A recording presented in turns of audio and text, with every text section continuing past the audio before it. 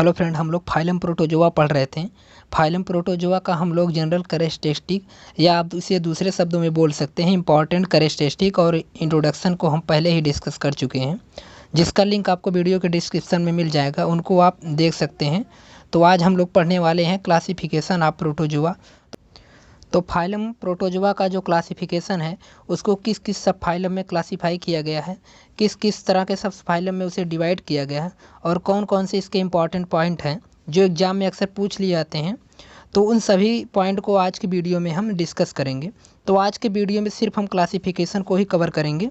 तो classification of protozoa की अगर हम बात करें तो देखिए, किसी का भी क्लासिफिकेशन हो, हर एक का अपना एक बेस होता है। उसी बेस को लेकर हम कुछ चीज़ों को कैटेगराइज करते हैं तथा कुछ चीज़ों को क्लासीफाई करते हैं। उसी तरीके से जो प्रोटोजोआ था उसे कैटेगराइज करने के लिए 2 पॉइंट लिए गए। जो हमारे अर्लियर साइंटिस्ट थे उन्होंने 2 पॉइंट लिए, उसी दोनों पॉइंट को बेस बनाकर पूरे प्रोटोजोआ का क्लासिफिकेशन किया गया। ये जो 2 पॉइंट थे वे लोकोमोटरी ऑर्गन और न्यूक्लियर एपरेटस था। लोकोमोटरी ऑर्गन जो प्रोटोजोआ में 3 प्रकार के थे मेजॉरिटी के बेस पर, तथा दूसरा जो था वो प्रोटोजोन कुछ ऐसे प्रोटोजोन थे जिनमें 2 प्रकार के न्यूक्लियस पाए जाते थे। तो ज़्यादा न्यूक्लियस में किसी एक न्यूक्लियस, किसी में अलग अलग न्यूक्लियस, इन सभी चीज़ों को बेस बनाकर प्रोटोजोआ का क्लासिफिकेशन किया गया। तो प्रोटोजोआ को हम मेन 6 सब फाइलम में डिवाइड किया गया। ये जो 6 सब फाइलम है आपके, इनमें सबसे पहला जो है जो फ्लैजेलेट है, इसे हम लोग जो मास्टाइगोफोरा के नाम से भी जानते हैं, तथा दूसरा आपका है सार्कोडीना है, तथा तीसरा जो है ओप्लियोनाटा है। इसके बाद अगर हम चौथे की बात करें तो वह चौथा जो है स्पोरोजोआ है। उसके बाद आपका नाइडोस्पोरा और जो लास्ट आपका है वह क्सीलियोफोरा है। तो ये आपके 6 सब फाइलम हैं।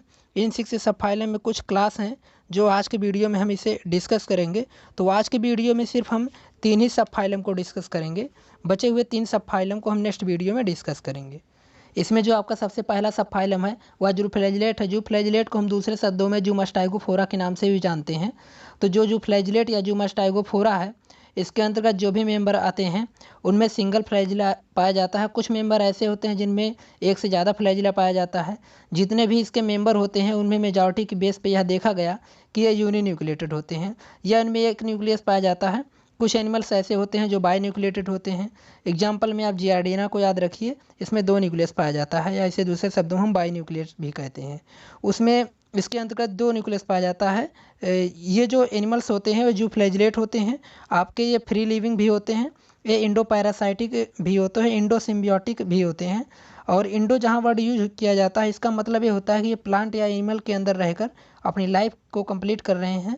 इसी को हम जू सिम्बियोटिक या जू पैरासाइट भी कहते हैं।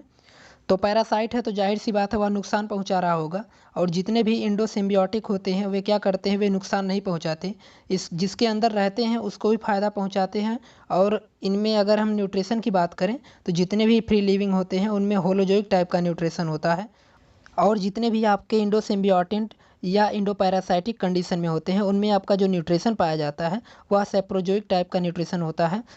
अगर हम सेप्रोजोइक टाइप का न्यूट्रिशन की बात करें तो इसे हम पहले ही वीडियो में भी डिस्कस कर चुके हैं, लेकिन यहाँ पर जब वर्ड आ ही गया तो हम इसे शॉर्ट में बता दें कि जो सेप्रोजोइक टाइप का न्यूट्रिशन होता है इसमें लिक्विड टाइप के फूड को लिया जाता है, और जो आपका होलोजोइक टाइप का न्यूट्रिशन होता है वह एनिमल लाइक न्यूट्रिशन होता है, जिसमें कंप्लीट सॉलिड टाइप के फूड को एनिमल द्वारा लिया जाता है। और जो सेप्रोजोइक न्यूट्रिशन होता है उसमें क्या होता है कि वे लिक्विड ऑर्गेनिक मैटर को एनिमल द्वारा लिया जाता है। यही दोनों में मेन डिफरेंस है। तो फ्रेंड्स, आपके सामने कुछ एग्जाम्पल दिए गए हैं। पहला जो है ट्राइपोसोमा है जो ह्यूमन ब्लड में रहता है और डिजीज काज करता है। सेकंड जो है स्लीपिंग सिकनेस है, इसे इम्पॉर्टेंट है, याद रखिएगा, एग्जाम में अक्सर क्वेश्चन पूछ लिए जाते हैं। दूसरा जो है लाइसमानिया है जो हमारे ब्लड में रहता है और डिजीज काज करता है, जिसे काला आजार। उसी तरीके से तीसरा है वह जियार्डिया है जो हम लोगों में डिजीज काज करता है, इसे डायरिया है। 3 एग्जाम्पल है जो काफ़ी इंपॉर्टेंट है। इसके बाद अगर हम सेकंड सब फाइलम की बात करें तो सेकंड सब फाइलम सार्कोडीना है। सार्कोडीना का एक मोस्ट इंपॉर्टेंट मेंबर जिसके नाम पर हम पूरा प्रोटोजोआ ही डिफाइन करते हैं वह अमीबा है। याद रखिएगा, जो अमीबा है वह सार्कोडीना फैमिली से बिलोंग करता है। इस सब फाइलम का एक मोस्ट इंपॉर्टेंट कैरेक्टर है, इसमें लोकोमोटरी ऑर्गन नहीं पाया जाता। लोकोमोटरी ऑर्गन के जहाँ पर इसमें जो इनकी प्लाज्मा मेम्ब्रेन होती है वही एक तरीके से आउट ग्रोथ निकलती है, जिसे हम सीडोपोडिया बोलते हैं। इसे हम फाल्स फूड भी कहते हैं।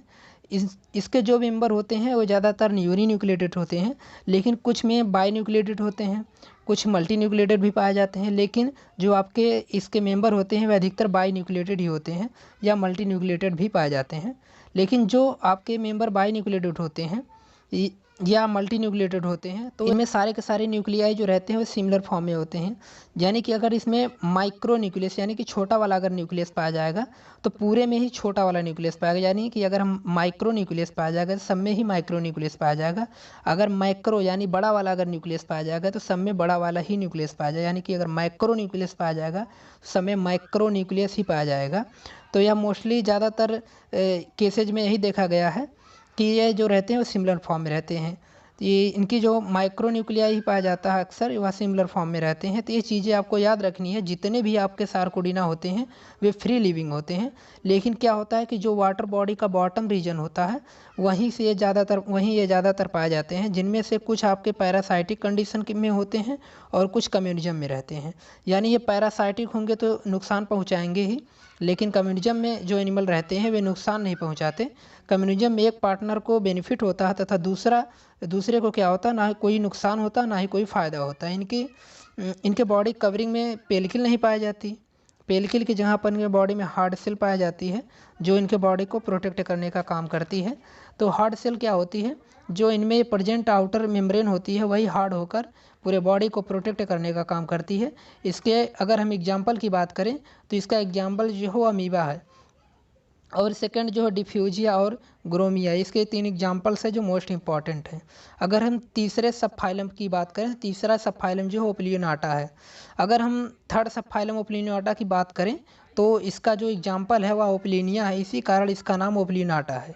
तो जितने भी एनिमल्स सब फाइलम ओप्लियोनाटा के अंतर्गत आते हैं वे सारे के सारे एनिमल इंडो कम्युनिज्म होते हैं।